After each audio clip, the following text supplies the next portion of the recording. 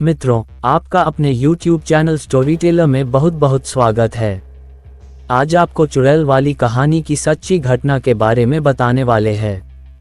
चुड़ैल का नाम सुनते ही लोग के दिल दिमाग में भयानक डरावनी शक्ल वाली भूतनी का चेहरा सामने आ जाता है। मित्रों, इस चैनल के माध्यम से हम एक पहल शुरू करने जा रहा हूँ, जिसमें आप टाइटल के नीचे जाकर थैंक्स पर क्लिक करके अपना आर्थिक योगदान कर सकते हैं। आपका योगदान कुछ भी हो सकता है। इससे जो भी धनराशि एकत्रित होगी उससे हम सब के आसपास के गरीब बच्चों को किताबें वितरित की जाएंगी। आप अपना थैंक्स योगदान अपनी आर्थिक स्थिति के अनुसार कुछ भी कर सकते हैं। अगर आप थोड़ा सा सहयोग करते हैं तो बहुत कृपा होगी और गरीब बच्चों की काफ़ी मदद होगी। पुस्तकों का वितरण कब होगा इसकी जानकारी भी आपको दे दी जाएगी। आप भी पुस्तक वितरण समारोह में भाग ले सकते हैं। तो चलिए मित्रों, अब वीडियो शुरू करते हैं। मुझे बचपन से ही भूतों से बहुत डर लगता था। लोग अक्सर सांप, बिच्छू, शेर, चीता, बाघ जैसे खूंखार जानवरों से डरते हैं, लेकिन मुझे इन खतरनाक जानवरों की बजाय भूतों और चुड़ैलों से डर लगता था। भूतों और चुड़ैलों से डर लगने के कारण ये भी था कि भूतों और चुड़ैलों के सामने तो ये खूंखार जानवर भी नहीं टिक सकते।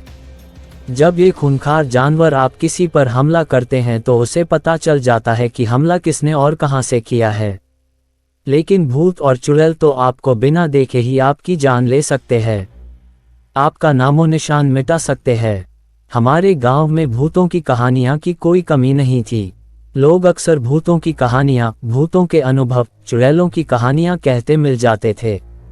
नहर के पास वाला भूत जो बारिश में 12 मवेशियों को नहर में डूबाकर अपना भोजन कर लेता था, तब तक वह नहीं मानता था। सड़क वाला भूत जो लोगों को सड़क दुर्घटना में मार देता था। कुएं वाला भूत जो कुएं के नज़दीक वाली जमीन के मंजर होने का कारण था। सबसे खतरनाक, रहस्यमयी और डरावनी थी सूखे बरगद के पेड़ वाली चुड़ैल। गांव में रिवाज था कि ऊपर लिखी सभी जगहों पर दीपावली को दिए जलाए जाते थे। माना जाता था कि दिए जलाने से भूत चुड़ैल शांत रहते थे। लेकिन दीपावली में भी सूखे बरगद के पेड़ पर अंधेरा ही रहता था। कहा जाता है कि पुराने जमाने में कई लोगों ने वहां दिया जलाने की कोशिश की, लेकिन किसी को कोई भी कामयाब नहीं हो पाया और कोई भी दिया वहां टिक नहीं पाया। सूखे बरगद के पेड़ के पास कोई भी नहीं जाता था, फिर चाहे वह बड़े बुजुर्ग हो, बच्चे हो, कोई भी नहीं। सूखे बरगद के पेड़ पर के पास सिर्फ गर्भवती महिलाएं ही जा सकती थी, जो वहां चुड़ैल का आशीर्वाद लेने जाती थी। डरावनी स्थानों के बारे में कई प्रकार की भूतिया कहानियां, चुड़ैलों की कहानियां और हजारों दंत कथाएं बना लेते हैं। वैसे ही सूखे बरगद के पेड़ वाली चुड़ैल के बारे में कई दंत कथाएं कही जाती थी कि बरगद के पेड़ वाली चुड़ैल कैसे आई, कहां से आई, कब आई।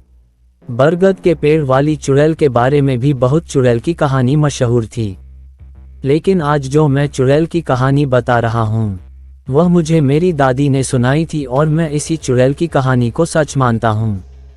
पहले जब दादी का जन्म भी नहीं हुआ था तब की बात है। हमारे गांव में एक पहलवान था जो अपनी कुश्ती के लिए बहुत प्रसिद्ध था। पहलवान का नाम बेचन दास था। पहलवान का नाम बेचन कैसे पड़ा, इसके पीछे भी एक रोचक कहानी है। पुराने जमाने में हमारे गांव के पास वाले गांव में प्रचंड वीर नाम का पहलवान बहुत मशहूर था और आसपास के 10-15 गांव में सिर्फ वह अकेला विजेता था। कोई भी उसको हरा नहीं पाता था। कहते हैं कि एक बार प्रचंड वीर पहलवान ने अपने एक मुक्के से भैंस को मार दिया था। बेचन भी बलिष्ठशाली और बहुत बलवान था, लेकिन उसे पहलवानी में कोई रुचि नहीं थी। एक दिन बेचन और प्रचंड वीर में बहस छिड़ गई।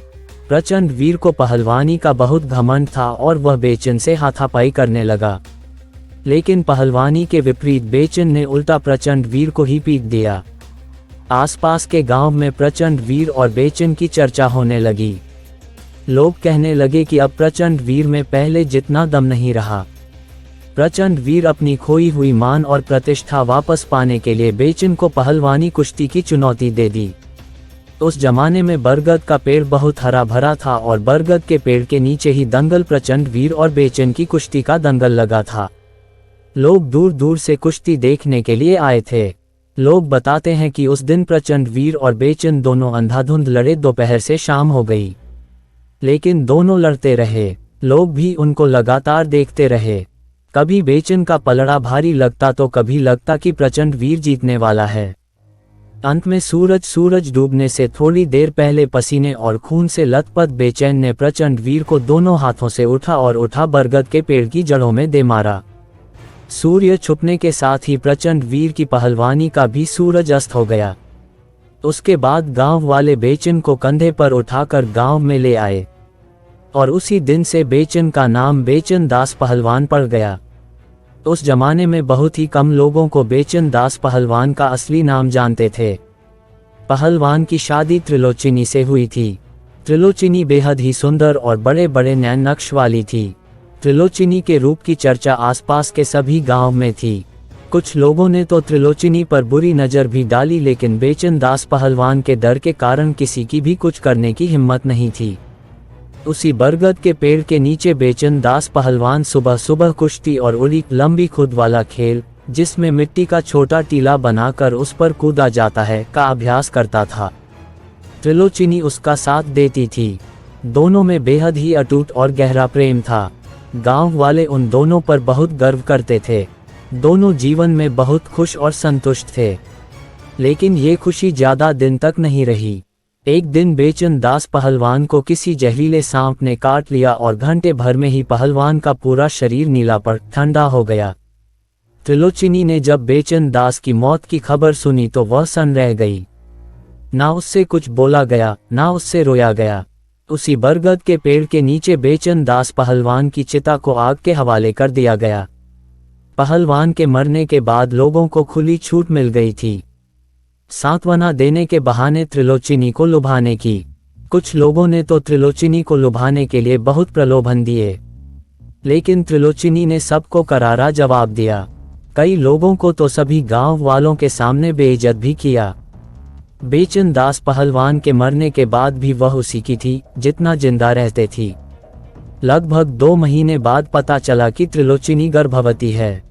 सभी लोगों को त्रिलोचिनी के चरित्र पर शंका होने लगी और इस शंका का फायदा उन लोगों ने उठाया जिनको त्रिलोचिनी ही ने सरेआम बेइज्जत किया था। उन लोगों ने खबर फैला दी कि यह त्रिलोचिनी का नाजायज बच्चा है। गांव पंचायत बैठाई गई। त्रिलोचिनी ने गांव वालों को कोई सफाई नहीं दी, सिर्फ इतना कहा कि यह बच्चा पहलवान का ही है। लेकिन पंचायत के लोगों ने त्रिलोचिनी पर भरोसा नहीं किया और गांव से बाहर निकाल दिया। त्रिलोचिनी को पंचायत के निर्णय से कोई फर्क नहीं पड़ा, क्योंकि पहलवान की मौत के बाद त्रिलोचिनी को इस गांव से कोई लगाव नहीं रह गया था। गांव से निकाले जाने के बाद त्रिलोचिनी ने उसी बरगद के पेड़ के नीचे एक छोटी सी झोपड़ी बना ली। वैसे भी पहलवान के मरने के दुख में उसने खाना पीना कम कर दिया था। कुमलहा कर उसका पूरा शरीर मात्र हड्डी का ढांचा ही रह गया था। कुछ ही महीनों में उसकी उम्र 20 साल बढ़कर दिखने लगी थी और वह एक बुजुर्ग महिला की तरह बन गई थी। अस्त व्यस्त सफेद साड़ी में, कांतिविहीन झुर्रीदार चेहरे, खुले बालों में वह बहुत भयावह दिखाई देती थी। उसका व्यवहार भी बिल्कुल अजीब हो गया था। त्रिलोचिनी उस बरगद के पेड़ के नीचे बैठे बैठे खुद से बातें करती थी। वो ये मानने लग गई थी कि उसका पति और पहलवान अब भी जिंदा है और यही बरगद के पेड़ के नीचे कुश्ती और उड़ी का अभ्यास कर रहा है। बस आप थोड़ी और कोशिश करो, आधा हाथ और कूदो, फिर आप सबको पछाड़ दोगे। आज अभ्यास में आपका मन नहीं रहा, जैसी आवाज बरगद के पेड़ के पास रात भर सुनी जा सकती थी। कभी कभी त्रिलोचिनी रात में उठकर जोर जोर से ताली और ढोल बजाने लगती, जैसा पहलवान के कुश्ती जीतने पर करती थी। गांव वालों ने त्रिलोचिनी को जीते जी भूत चुड़ैल मान लिया था। कोई भी इंसान उससे बात नहीं करता था। त्रिलोचिनी ही रात के समय गांव के कुएं पर पानी भरने आती थी। तब गांव की औरतों से 2-4 बातें कर लेती थी। गांव की औरतें भी उसके गर्भवती पेट को देखकर उस पर दया दिखाकर कभी कभी उसे कुछ खाने को दे देती थी। एक दिन गांव में बहुत जोर से बारिश हो रही थी। काले बादल, घनघोर अंधेरी रात में त्रिलोचिनी प्रसव पीड़ा से तड़प रही थी और दर्द से जोर जोर से चिल्ला रही थी। तेरी रात में बिजली की चमक में, काली अंधेरी रात में बिजली की चमक से बरगद के पेड़ के नीचे बनी त्रिलोचन की झोपड़ी बहुत ही भयावह डरावनी लग रही थी। फिर भी गांव की एक औरत बहुत हिम्मत करके त्रिलोचनी के पास गई। त्रिलोचनी ने मरे हुए बच्चे को जन्म दिया था। उस औरत ने त्रिलोचनी को बताया कि बच्चा जिंदा नहीं है, मर गया है। तो त्रिलोचनी शेरनी की तरह उस औरत पर झपटी और उसके हाथ से अपना मरा हुआ बच्चा छीनते हुए बोली, नहीं, मेरा बच्चा जिंदा है, वह बस अभी सो रहा है, तुम यहाँ से भाग जाओ और मेरे बच्चे को सोने दो। त्रिलोचनी के दांत और आंखें बाहर आ गए थे, नाक और मुंह में खून उतर आया था। काली रात में चमकती बिजली की चमक से उसका चेहरा बहुत ही डरावना लग रहा था। वह औरत तुरंत वहां से भाग खड़ी हुई थी। 2 दिन तक त्रिलोचनी को किसी ने भी नहीं देखा था, बस बरगद के पेड़ के नीचे से लोरी की आवाज आती थी। फिर एक दिन त्रिलोचनी ने जरीदार रंग बिरंगी साड़ी निकाली जो उसने पहलवान से शादी करते समय पहनी थी। त्रिलोचन ने साड़ी पहनी, सारे गहने पहने और आंखें चेहरों पर काजल लगाया और माथे पर ढेर सारा सिंदूर लगाकर कुएं पर पानी भरने आई। गांव की औरतों ने त्रिलोचनी से पूछा कि त्रिलोचनी, तुम्हें क्या हो गया है, ये कैसा भेष बना रखा है तुमने।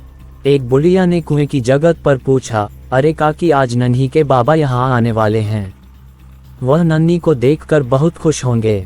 नन्ही? कौन नन्ही? अरे काकी, मेरी छोटी बिटिया बहुत बदमाश है, वह पूरा दिन बस सोती ही रहती हैं, अब इसके बाबा आएंगे तब जागेगी।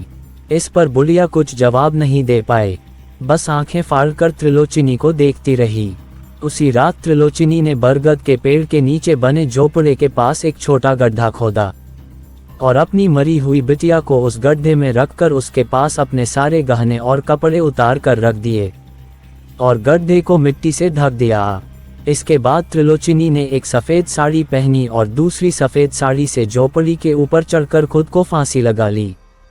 कहा जाता है कि किसी की भी उस झोपड़ी के पास जाने की हिम्मत नहीं हुई और त्रिलोचनी की लाश को गिद्धों ने नोच नोच कर खा डाला। त्रिलोचनी की सफ़ेद साड़ी के चिथड़े भी कई दिनों तक बरगद के पेड़ पर ऐसे ही लटकते रहे थे।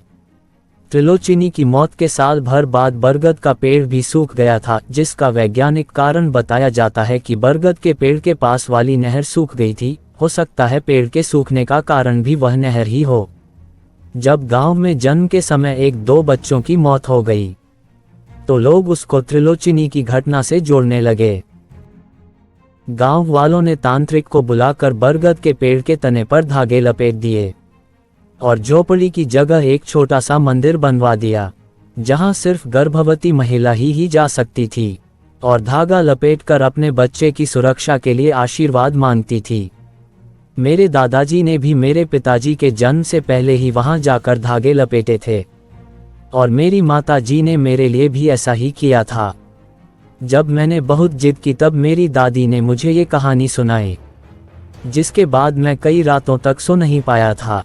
आंख बंद करते ही बरगद का सूखा पेड़ और त्रिलोचनी की भयावह सूरत सामने आ जाती थी। उम्मीद है आपको बरगद के पेड़ वाली चुड़ैल की कहानी अच्छी लगी होगी। वैसे बड़े होने के बाद मैंने भूत प्रेतों पर विश्वास करना बंद कर दिया, लेकिन आज तक मेरी कभी हिम्मत नहीं हुई कि मैं उस बरगद के पेड़ को देखने जाऊं। आप इस कहानी को रहस्य की दुनिया नामक वेबसाइट पर पढ़ भी सकते हो। मित्रों, अगर आपको ये कहानी पसंद आई हो तो चैनल को सब्सक्राइब करें और वीडियो को लाइक करें और अपना थैंक्स योगदान अगर आप उस काबिल है जो गरीबों की मदद कर सके करना ना भूलें।